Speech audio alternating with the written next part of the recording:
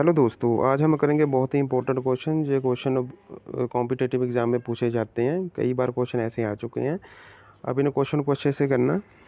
देखिए, सबसे पहले है हमारे पास question, if D I G is coded as 25 and C U T is coded as 49, then how well we kick K I सी के coded.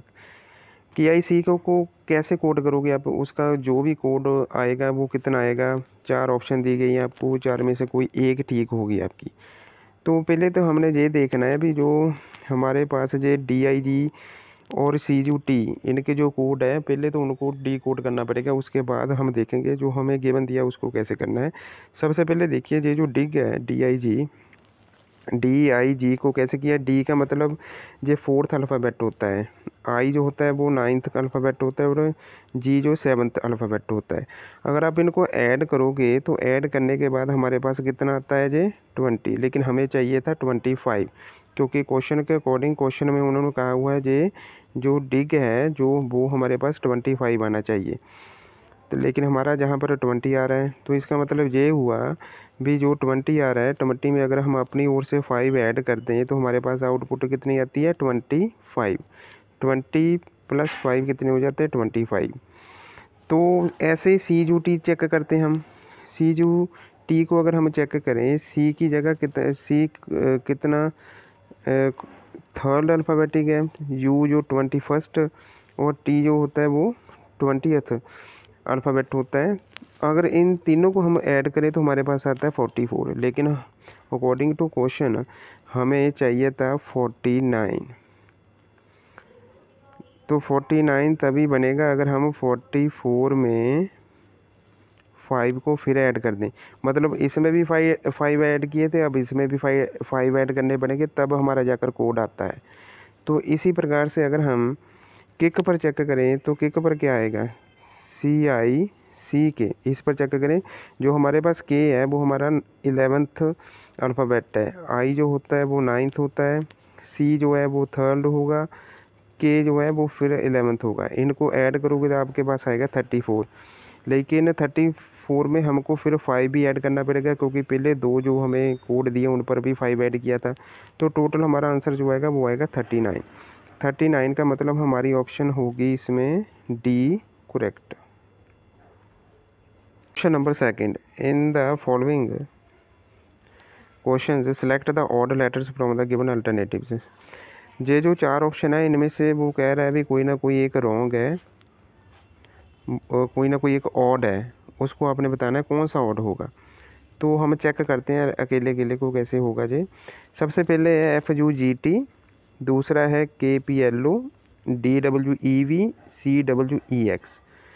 तो इसको देखो कैसे चेक करेंगे हम। सभी पर एक जैसा पैनल लगेगा, वो देखते हैं हम कैसे पैनल लगे। जैसे जहाँ पर फर्स्ट वाले में F के बाद क्या आता है G, जहाँ पर K के बाद आएगा L, जहाँ पर D के बाद आएगा E, जहाँ पर C के बाद आना चाहिए था D, लेकिन जहाँ पर क्या आ रहा है हमारे पास E। तो यहीं से क्लियर हो गया जो हमारी ऑप्शन D है वो रॉन्ग होगी। तो इसके अकॉर्डिंग जो ऑप्शन D है वो रॉन्ग होनी चाहिए। लेकिन दूसरी साइड एक और तरीके से भी चेक कर लेते हैं इसको। T के बाद होता है U, OPVW, X के बाद क्या आना चाहिए था Y, लेकिन यहाँ पर क्या आ रहा है W। इसका मतलब जो हमारी ऑप्शन D है वो ऑड है।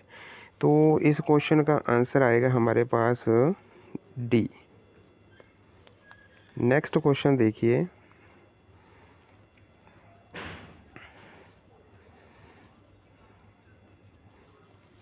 Arrange the given words in the sequence in which they occur in the dictionary. जैसे डिक्शनरी में अरेंज किया जाता है वैसे इन जो हमारे पास ये वर्ड दिए गए इनको वैसे अरेंज करना है आपने। तो अरेंज देखो कैसे होगा। अरेंज में सबसे पहले तो ये देखो सभी ही इन वर्ड्स में आपको सबसे फर्स्ट जो लेटर है वो तो P दिया गया है, उसे तो हमने कंसिडर नहीं करना है। तो फिर इसके बाद क्या आएगा हमारे पास, सेकंड जो हमारे पास लेटर है वो देखो किस वर्ड का सेकंड लेटर ए से स्टार्ट होता है, वो हो रहा है 3 से। तो 3 की जहाँ पर एक जे ऑप्शन है, एक जे ऑप्शन है, तो मतलब पहली और डी चौथी तो कैंसिल हो जाएगी, वो तो होगी नहीं क्योंकि स्टार्टिंग विद 3 से स्टार्ट हो रहा है ऑप्शन हमारा। ठीक है, तो ए के बाद क्या आता है अल्फ़ाबेट्स में, ए के बाद और क्या आता है हमारे पास, ए के बाद आता है बी सी डी ई। अब सेकंड लेटर इन वर्ड्स का देखो किस में ई आ रहा है, बी किस में आ रहा है, सी किस में आ रहा है, डी किस में आ रहा है, बी नहीं किस में आ रहा है, सी भी नहीं किस में आ रहा है, डी भी नहीं आ रहा है, लेकिन ई आ रहा है। ई किस में आ रहा है, फिफ्थ वाले में। ये देखिए फिफ्थ वाले में हमारा सेकंड जो लेटर है वो ई आ रहा है, तो इसका मतलब पहला आएगा 3, फिर आएगा 5, तो यहीं से क्लियर हो जाती है वैसे तो ऑप्शन, लेकिन पूरा अल्फ़ाबेटिकली देखना है तो इसको आगे भी देखते हैं। तो इसके बाद क्या आएगा, अब ई के बाद कौन सा अल्फ़ाबेट सबसे पहले आता है, इसके बाद आता है ओ, तो फोर्थ आएगा। इसके बाद आर आएगा। आर की अब 2 ऑप्शन है देखो, जहाँ पर आर के बाद जो अब लेटर है वो अब देखना है वो सबसे पहले वो अल्फ़ाबेटिकली कौन सा मतलब पहले आता है। जैसे आर के बाद ए, तो मतलब ये पहले आएगा, आर के बाद ओ ये बाद में आएगा, तो इसका मतलब इसका कोड आएगा 3 5 4 1 2, मतलब ऑप्शन जो बी है इसका राइट आंसर होगी। नेक्स्ट क्वेश्चन देखिए,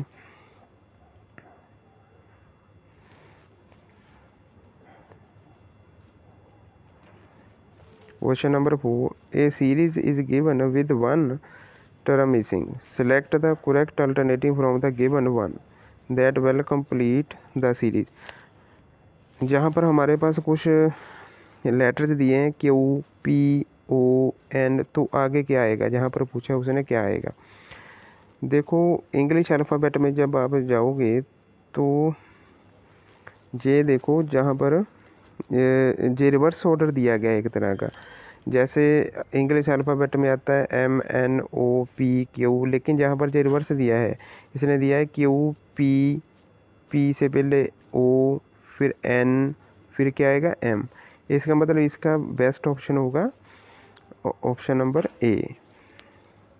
क्वेश्चन नंबर 5 देखिए, क्वेश्चन नंबर 5 में हमें दिया गया in a certain code language night is written as O D D G M, D A R K is written as G O Y C, how is green is written in the code.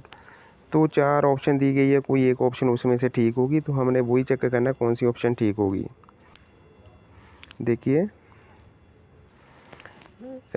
ये नीचे alphabet दिए हैं, alphabet पूरे के पूरे alphabet दिए हैं ताकि जो क्वेश्चन अच्छे से समझ आ जाए, इस पर ध्यान देना ज़रा। जैसे देखिए एन, एन से एम कैसे आ रहा है, एन से जस्ट जो पहला लेटर है वो एम है। आई से जी कैसे आ रहा है, आई से जी कैसे आ रहा है, एक लेटर छोड़ कर आ रहा है। तो जी से डी कैसे आएगा, डी जी से डी कैसे आएगा, डी जी से डी आएगा 2 अल्फ़ाबेट छोड़कर। इसी प्रकार एच से जे वाला डी कैसे आएगा, एच से डी आने के लिए 3 अल्फ़ाबेट छोड़े उसने। तो इसके बाद टी से ओ कैसे आएगा, टी से ओ ले आने के लिए जहाँ पर हमारे पास 4 लेटर वो छोड़ रहा है, तो यही पैटर्न उसने सेकंड पर लगा होगा। सेकंड पर देखते हैं डी से सी का रिलेशन देखते हैं, डी से जस्ट पहला जो है वो सी, और ए से वाई कैसे आएगा, एक लेटर छोड़कर। अब ए से पहले तो कुछ नहीं है, तो जेड से दोबारा स्टार्ट कर लेना इसको, तो एक छोड़ कर क्या आएगा हमारे पास वाई। तो इसके बाद आर से ओ कैसे आएगा, 2 लेटर छोड़ेगा वो, 2 लेटर छोड़कर वो आ रहा है। इसके बाद के से जी कैसे आएगा, के से जी के लिए 3 लेटर छोड़ेगा वो, ये 3 लेटर छोड़ दिए। तो सिमिलरली अब हमने ग्रीन चेक करना है, जे ग्रीन, तो ग्रीन में जे वाला जो जी है उसकी जगह पर क्या आएगा, जी से पहले कौन सा लेटर आ रहा है, एफ, तो मतलब ऑप्शन में जो एफ़ है वो वाली ऑप्शन हमारी होगी।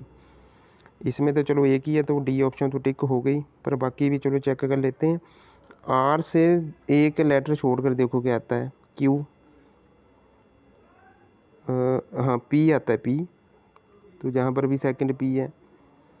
इसके बाद ई से दो लेटर छोड़कर आता है बी, तो वहाँ पर हमारा बी है। इसके बाद ई से तीन लेटर छोड़कर क्या आता है, तीन लेटर छोड़कर आता है ए, तो वहाँ पर भी है। तो ऐसे ही एन से हमने चेक कर लेने भी चार लेटर छोड़कर कौन सा लेटर आता है। चार छोड़ोगे तो आप 1 2 3 4 तो आई आएगा, तो लास्ट में आ गया आई, तो ऑप्शन डी जो हमारी वो करेक्ट हो गई। तो नेक्स्ट क्वेश्चन, इफ़ एक ये कोड दिया है 3#4%8 = 6, ऐसे ही एक दूसरा दिया है उसकी समथिंग वैल्यू दी गई है, तो इस चीज़ की वैल्यू निकालने को कहा है उसने। चार ऑप्शन दी गई है, चार में से कोई एक आपकी ऑप्शन ठीक होगी। आपने ये चेक करना है पहले भी जहाँ हैश और परसेंटेज की जगह पर कौन सी चीज़ लगेगी हमारे पास 6 आ जाए। सिमिलर जहाँ भी उसने वो ये भी परसेंटेज और हैश पर क्या लगेगा हमारे पास 12 आ जाए। तो वही चीज़ें हमने इस रिलेशन पर लगाकर बतानी है भी आंसर क्या आता है। इसके लिए देखो आपने क्या करना है, सबसे पहली जो रिलेशन है उसमें 6 लाने के लिए देखो हैश की जगह अगर हमने डिवाइड लगा दिया और परसेंटेज की जगह हमने मल्टीप्लिकेशन लगा दिया, तो हमारे पास कितना आंसर आ जाएगा। ये देखिए 3/4 × 8, तो आंसर कितना आएगा 24/4 कितना होता है 6। तो मतलब ये जो हमने लेट किया वो ठीक है।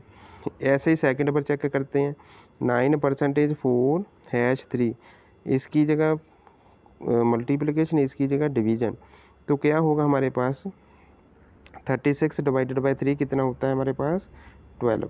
तो मतलब ये भी रिलेशन ठीक हो गया। अब जो गिवन दिया गया है इसको चेक करना है हमने, 12 × 6/24 कितना आएगा, तो ये आएगा हमारे पास 3 के अकॉर्डिंग हमारी ऑप्शन बी जो होगी वो बिल्कुल करेक्ट होगी। ऐसे ही और वीडियोस देखने के लिए हमारे चैनल को सब्सक्राइब कीजिए और वीडियो को लाइक और शेयर कीजिए। थैंक्स।